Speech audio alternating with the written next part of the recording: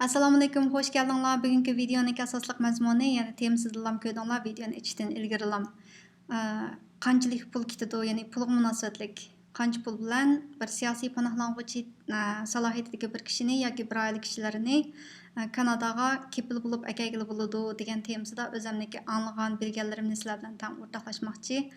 Oldingi videoda, ya'ni 6-videoda sizlarga yarim soat atrofida, ya'ni 27 minutlik bir video ishladim deyman. Shu Kanada ko'chmanlar siyosatining ichidagi siyosiy panohlanğuchilarni Kanadaga akilish yo'llariningki bir muncha yo'llarini sizlarga so'zlab o'tgan. Endi o'zimniki orzusi bo'yicha kanadalik qarindoshlarcha ko'ramikin degan maqsad bilan shu videoni ishlagan. Şunun oldingi haftadagi shu videomningki chiqqandan keyin o'zimniki anglagan, uchraganlarni sizlar bilan tang bir o'rtoqlashmoqchi. Oldi bilan pul to'g'riliq so'z ochsak, bevosita udullam gap qilavera, $25,000 ketadi ekan. Mehmet To'xtapanning deyishicha, ya'ni 5 oila birlashib $25,000 chiqarib, u bir pulni trust account deb ichib, anandan keyin bir siyosiy panohlanğuchi oila kishilarini iltimos qiladi ekan. Bir ailəyə $25,000, 10 ailəni əkiliş üçün $250,000 degan gapkan. Bizningki ondaq chiq puli bor, tashkilotlarimiz yo'q. Ailəliklarniki texi u 5 aile sponsor bo'lganға bir texi kirimi u darajaga texi yetmagan. Shunlashqa 5 ailənin bir əkilish tapamadık. Neçə vaqtning yoqi bir izinibmi hech bir qıplamdık, o $25,000 chiqadigan odam chiqmadi deganlikdan. Shuna gaplar bo'pti endi. Men dedim 5 oylik uningdan boshqa yo'llar bor ekan desam shunaqa dedi. Videomni o yoqdan chiqarib bo'g'uvchiliklar bu yoqdan gap qildi. Ey Guli, bu ekran qarablar mundaq qilib bo'ldi ekan deb unda oson ish emas. $25,000 ketadi. Shunlashqa bizniki undaq shartga to'shadigan oilalarimiz chiqamas, undaq degandek gaplar bilan. Shuning bilan qolgan qarindoshlar meniki videolarimni ko'mdimi, o'qimayman. Shu men bir so'q qilgan ishim bu so'q suv sepilgandeklar bilindi. Mehmet To'xtapanninki degan gaplarim o'rinliq. Bor gaplarimiz yo'q gap emas. O'zimniki o'ylaganda qandaq deganda $25,000 pul bo'lsa, bo'pti trust account qo'ysaqmi qo'yini. Lekin oilani akaygan chog'da vargizmi meniki uy ijorimni to'lab yeydigan tomoq u bu shaxsiy kunlik hamma narsaga esilib olmas deb o'yladim. Endi u $25,000 shu peti qilib qolar deb o'yladim. Bu o'zimniki o'ylashi shu sababli endi men bir boshladim endi. Kanadaniki pasportini olib bo'lgan kishi bo'lsa, bevositalam shu munosabatlik tashkilotlarni izlab, tashkilot emas, uning ismi nima deyiladi? Oldingi videomda so'zlab o'tdim. Ya'ni sponsor agreement holders deydigan bir narsa bor. Ashunday bir yerlarni izlab, endi yolg'iz kishi bo'lsa-mu, co-sponsor qilib bo'ldi ekan degan mazmunda shularni o'ylagan. Chunki men ishonmanki, Turkiyadagi qarindoshlar bo'lsin, Misrdagi qarindoshlar bo'lsin, Kanadaga kelgandan keyin cho'qim o'z kuchiga tayanib ishlab keta oladi, bizga tayinib olmaydi degan ishonchim bo'lganligi uchun men shu ishni boshladim. Ya'ni permanent resident bo'lsa, cho'qim bir kurslar qatnashish kerak ekan, ya'ni government hukumat o'rinlashtirgan bir sponsor qilgan maxsus bir programmalar bor ekan. Shuning qatnashish bo'lib, anandan keyin biz sponsor agreement holdersniki bir partners bo'ldi ekanmiz. Shular orqali anandan keyin biz iltimos qilsak bo'ldi ekan deb shu yo'l bilan boshlagan. Facebookda ochiq oshkora xat yozdim. Kanadadagi qarindoshlar men shunday bir ishni boshladim, men bilan qo'shilib bir ish qildiganlar bo'lsa desanglar bo'ladi deb. To'pga yo'llasam, o yoqdan yo'llab bo'g'uvchi, bu yoqdan shunday so'q so'siplashga boshladi. Shuning bilan boshqa qarindoshlarga ortiq gap mumkinmidi? Har kishiniki o'ylagani bordi, ularniki o'ziga tushliq dadi bordi. Uni to'g'ri tushundim. Shunday bo'lsa-mu shu sababli bu qadimgi videomniki vaqtim sal kechikib qoldi. So'q suv sepilganda odam ancha bek ishlashni xohlabmi ketmaydigan shunlashqa videomni sal kechikib chiqardim. Lekin bir necha videoni tanlab tayyorladim bu haftaga nisbatan. Shuningdek bu haftada bir video chiqarman demay, ishlagan videolarimni udulluq to'g'ri yo'llab mangay deb o'yladim. Sizlarga foydali bo'lgan ish bo'lsa, sizlar foydalanish qiymati bor deb qarasanglar, men davomli to'xtamay tirishib ishlarni qilib boqay dedim. Sizlarningki qo'llab-quvvatlab ko'rib turayotganligim men bek xush. Yana bir yaxshi emas xabardan yana birini desam, shu Qayım Masimov Montrealdagi akamiz o'ylab o'tdi. Biz Turkiyaga borgan chog'da, shu chog'da Anqaradagi UNHCR'niki kishilari bilan ko'rishgan chog'da ular aniq deb ekandik. Uyg'urlar Turkiyada yashayotdi, ularniki tili o'xshaydi, u yerdagi hayot yaxshi, shuningdek biz Turkiyadagi UNHCR'ga iltimos qilgan kishilarni, ya'ni BDT'ga iltimos qilgan kishilarni biz boshqa davlatlarga tavsiya qilmadik degan javobni beribdi shu chog'da. Bu gapmi ochiq oshkora boshqa to'plardimi deyildi.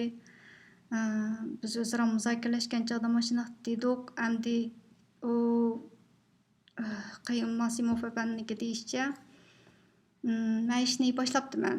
Ular qilayotgani 15 yil bo'lib, bir oylikni akilamabdi, chunki sababi nima deganda Kanada Uyg'urni qabul qilmaydi ekan degan gapni aniq dedi.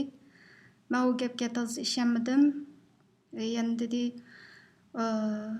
Suriyalikni, Afg'onlikni akilman desangiz, uningda ishlar osonroq bo'ldi, lekin Uyg'urni akilman degan chog'da vaqti kelgan chog'da yana bir avarchiliklar yo'liqsiz dedi. O gaplarni anglab ko'nglim yerim bo'ldi, lekin tirishib baxmay turib bir ishni qilmay turib, undaq bo'ldi, mundaq bo'ldi deb o'tirdi. To'xtab qo'yinglar. Ko'nglim yerim bo'ldi. Shu sababli men deyman, boshqa Kanadadagi boshqa shu to'pimizdagi boshqa ishlar mening u videolarimni qachon ko'rib boqmadi deb o'ylayman. Bo'lsa bir ko'rib boqqan bo'lsa, ananiki mening o'ylaganlarim bo'yicha bir ishlarni qilib boqsak, bir oylik ishlik bo'lsa, bir oylik ishliklarni qanchalik akilalsak shunchalik deb o'zim hamda birinchi oylik $25,000 deb ishlayapmiz-ku hamda u pulni yig'yapmiz. O'zimizniki shaxsiy oilaniki kirimi. Men boya deganimdagidek, ya'ni bizniki Uyg'ur kishilarimiz tirishchan xalq, o'zinkini o'zi olib ketalaydi deb ishonch qilganligim uchun ular kelgandan keyin u biz bu yerdagi sponsorship agreement holders degan organizationga bergan, ya'ni trust account qurib bergan. Uning $25,000 kechiringlar. Onunğa çaqılmay tursa, yana davomliq shu pul bilan yana odamlarni akagil bo'ladi deb men bundaq o'ylagan. Taskan shu. Bildiganlarimni shunchalikka hozircha sizlarga da'vatgandek men shu bir kurs qatnashyapman. Sponsorship agreement holders degan bir nimaninki organizationninki bir membership shularniki bir a'zosi bo'ldim. Darslarni qatnashyapman, hozir proseslarni o'rganayapman, keyin qanaqlar bo'ladi uni bilmayman, bilganimcha sizlar bilan ham baharlasam bir o'rganish yo'q bo'lsa, hammamizniki bir iznish yo'llarida ham baharlanib gapim topolmay qoldim-ku.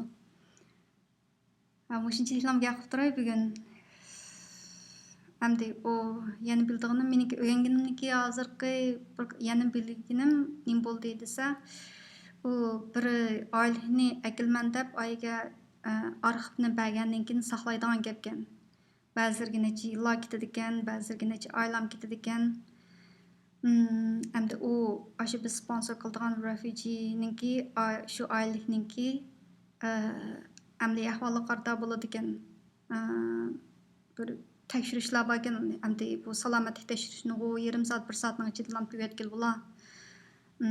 Jinoyat o'tkazmaganlikning u 5 minutlam chiqarg'ili bo'ladi uni o'zlarininki shu international partners deb qo'ydi. Endi har qaysi davlatlar bilan bo'lgan bir kelishimnomlari bor ekan, shu orqali o'zlari shu jinoyat o'tkazmaganligini o'zlari tekshira oladi ekan.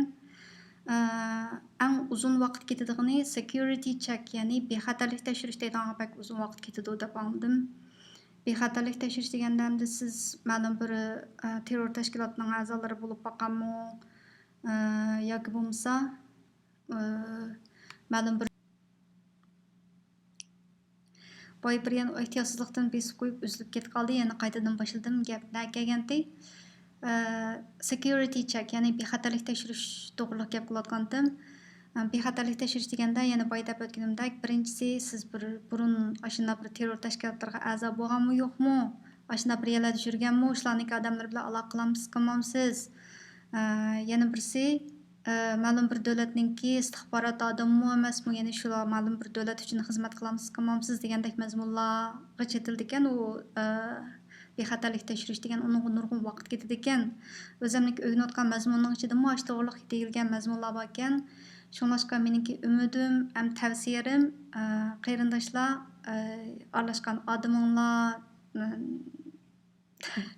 diqqat qilinglar, bir ishlarga aralashib qolmanglar, ana kishilar bilan aralashmanglar, yiroq turinglar. Ashundaq tashkilotdagilarga o'xshab qolmanglar, mayli yurishtirish jihati bo'lsin, so'zlash jihati bo'lsin, o'y fikr jihati bo'lsin.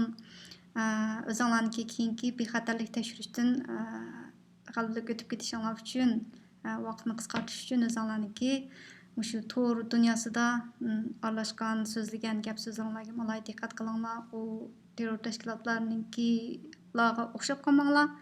Ya'ni boya deganimdagidek mayli so'z jihati bo'lsin, kiyinish jihati bo'lsin, yoki xiyol jihati bo'lsin, yoki ko'radigan narsalarimiz bo'lsin. Oy, amini bilalaydi hozir degan texnika davrida yashayotgan bo'lgandan keyin bu hozirgi davrda bir yiroq bir yerlardagi Afrikaniki bir gap anglagandim. Afrikaniki yoylig'ida qo'yib yo'qotgan kishiniki o'ldirib, telefonda nima yozganligini tekshirgili bo'ldigan hozirgi zamonda deb boshqa bir gaplarni anglagan. Ya'ni bexatarlik tekshirish uning qariga sal qaramang qilgan har bir eg'iz gapingiz degandeklar. Hamda sizlarga foydali bo'lsin deb bu gaplarni aytyapman. Hammalarning ishlari o'ngishli bo'lsin. Bugungi bu pul munosabatdagi so'zlaydigan dars mazmun bo'yicha ko'p bo'lsin. Men bir maxsus diktormu emas. Hamda oldin tayyorlik qilsammu, yana gap so'zlarda to'lab qoldi ekanman ba'zi shundoq.